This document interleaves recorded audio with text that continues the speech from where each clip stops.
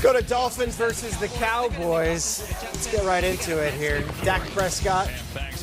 Early on, this was a game, 10-6. Prescott then says, let's make it not a game. No, the Dolphins are off to one of these historically inept starts to a season. They were hanging in this one until the Cowboys just piled it on. Dak using his legs, rolls out to the right, touchdown.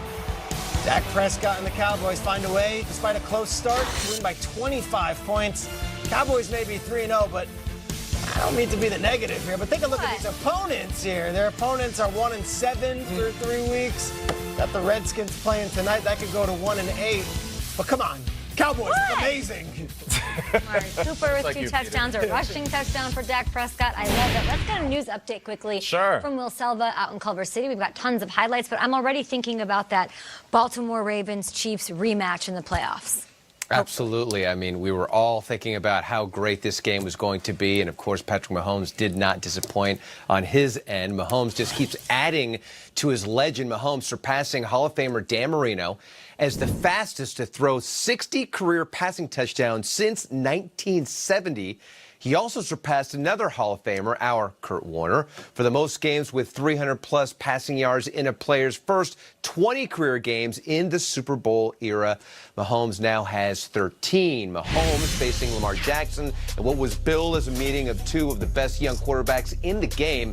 Jackson didn't break any records. He also wasn't as efficient passing the ball as he was in the first 2 weeks. Tyrann Mathieu had something to do with it, but as he told our James Palmer, he was impressed by Jackson and thinks he has a bright future ahead of him.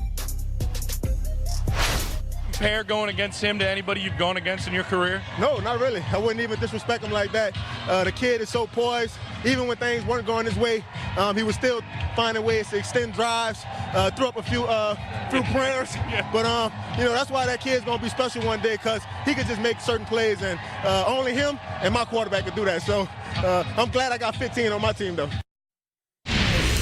High praise from the Honey Badger. Meanwhile, Clay Matthews officially inducted into the Browns' Ring of Honor during the Sunday night game. No, not that Clay Matthews. It's his dad, Clay Jr., who was a former linebacker from 1978 to 1993. He collected more than 1,500 tackles, so yes, beyond deserving of this honor. And there is his son, Matthews III, joining him at the podium at halftime and spoke about the memorable night after the game. You know, for me as a son, growing up, I figured, you know, everybody's, you know, father kind of did the same thing. My father didn't really, I wouldn't say he didn't do anything special, but he just played 19 years. But, you know, now going into my 11th year, understanding what it takes to play at a top level, dealing with injuries, persevering, and to see this city that gave back, you know, to us so much, and he gave back to them so much, reward him by putting him in the Ring of Honor. It's pretty special. So I'm excited to see it. I'm excited to see his speech, which obviously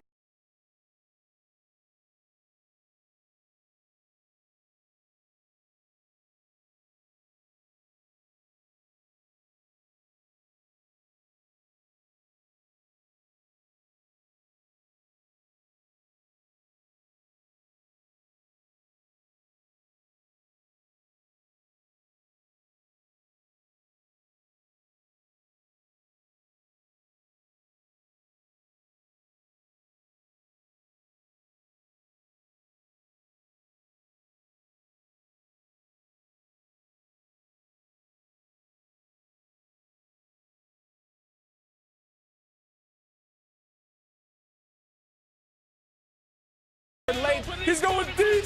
Deontay Johnson, touchdown, 39-yard variety. Rudolph was, oh, that's a right cross. Easy, Mason, fired up. But that man, Jimmy Garoppolo, also a rough game on and off, but looking in the money quarter.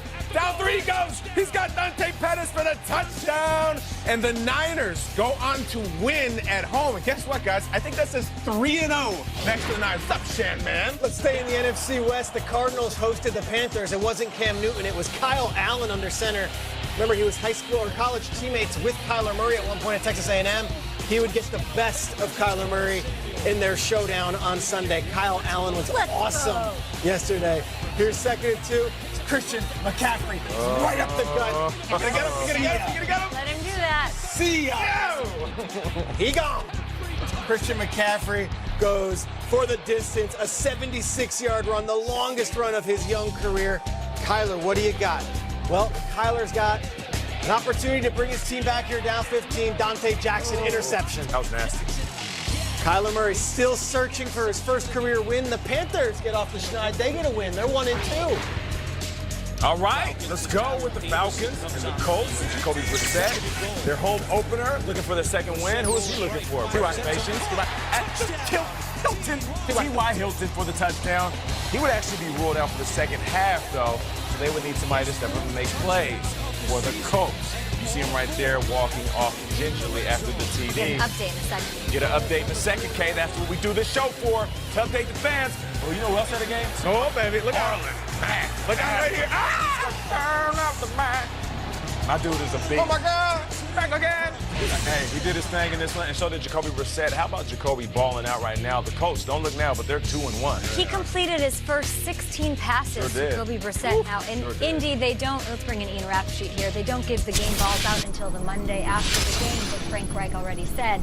One of those game balls certainly going to the quarterback. And all season long with the Colts, since Andrew Luck decided to retire, we've seen a lot of this, a lot of T.Y. Hilton getting in the end zone, but we did see him leave the game at the end of the second quarter after scoring a touchdown. What's going on with T.Y.? Okay, what this was a re-aggravation of the quad injury that he actually battled coming into the game. And it was interesting to see the comments from Hilton following the game. He said he actually heard it, not on that touchdown that we just saw right there, but a couple plays before. He just didn't want to come out of the game because he knew if he did come out of the game that was it. And he probably wasn't coming out of the second half anyway. Too early to tell what this actually is as far as how much time he will miss. But it is pretty clear the Colts are being cautious with their star receiver, not wanting him to tear that quad injury that he basically pulled before the game. So we're going to get some tests today, and we will see where he stands. But clearly, exercising caution was the right move here in Indy.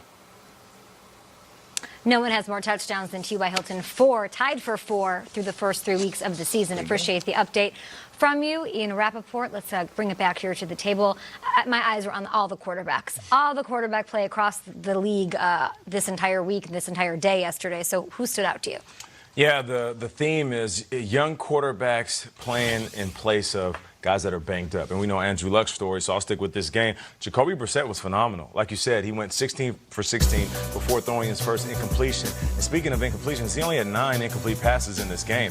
I mean, he was throwing dimes all over the field right there. That was cover 2. Here's T.Y. Hilton. How about this, a wide-open wide receiver? For Jacoby to come in with all the pressure in the world, you know what? I would say that it was close to how Andrew Luck felt after replacing Peyton Manning. And I know you might say that's a little bit different, but not really, because the hopes were so high for Andrew Luck that it would have been hard for any quarterback to fulfill expectations. But right now, the Colts are at 2-1 with a quarterback who's playing very efficiently. Jacoby Brissett is playing out of his mind. He will be a Pro Bowler this year.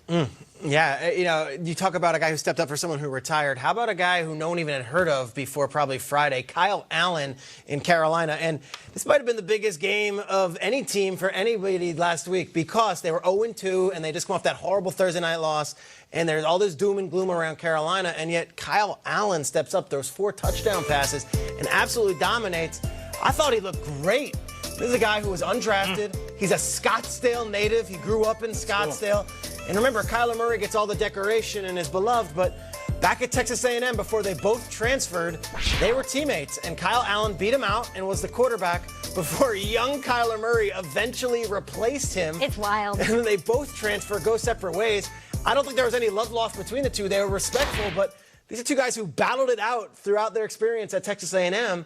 And Kyle Allen, not Kyler Murray, who we do parades about, or me specifically, just parades about. Kyle Allen was the better quarterback yesterday. So Kyle Allen, and now the question starts. Are the Panthers better off with undrafted Kyle Allen Fair question. Or injured Cam Newton, who was a former first overall pick and an MVP? He seems to fit the system a little bit better. Kyle Allen and I actually have a mutual friend, and I love that you bring up the differences in how these quarterbacks are viewed. Kyler Murray. Kyle Allen views himself as that guy. Other people don't. We might not. The media doesn't. But he has in his entire career, through college into the NFL, he wants to be one of the greatest, and he views himself that way. I'll give some special love to a friend of mine, Jimmy Garoppolo, who was awesome yesterday. And I mean that. there's a beautiful irony in it that someone who looks like he does actually wins ugly. And it's great because, guys, I think his final drive yesterday was his finest moment as a 49er. This was not playing out the string a couple of years ago and beating the Titans. This was not beating the Bengals. This was home. I don't care what their record is. The Pittsburgh Steelers. This was a really ugly game where both teams tried to give it away. And in this final drive right here, that is a classic T.O. that's my quarterback moment. And I think he could have won some supporters in the locker room, in the huddle. Jimmy G had to have it, and he did. And they're 3-0. And he's on national television next week. Let's go. How about it? Shanny and Lynch were broing out so hard on the sideline, I wanted to run into the TV. It was great. It was like Captain America and Falcon. I loved it. Great day for San Francisco. Hubba Harsala. Oh, my God. Tongue down. We've got more highlights ahead, of course. Easy breezy without breezy. Yeah, that's what Teddy Bridgewater made it look like. Saints squad. The Saints are holding down the fort in the NFC. I'm telling you. This one had himself a game. We got your highlights coming up. And is Aaron Rodgers just getting started? Yeah, you guys should probably beat the Packers one of these weeks. You don't want them to get too good. 3-0. Just getting started. Still warming up.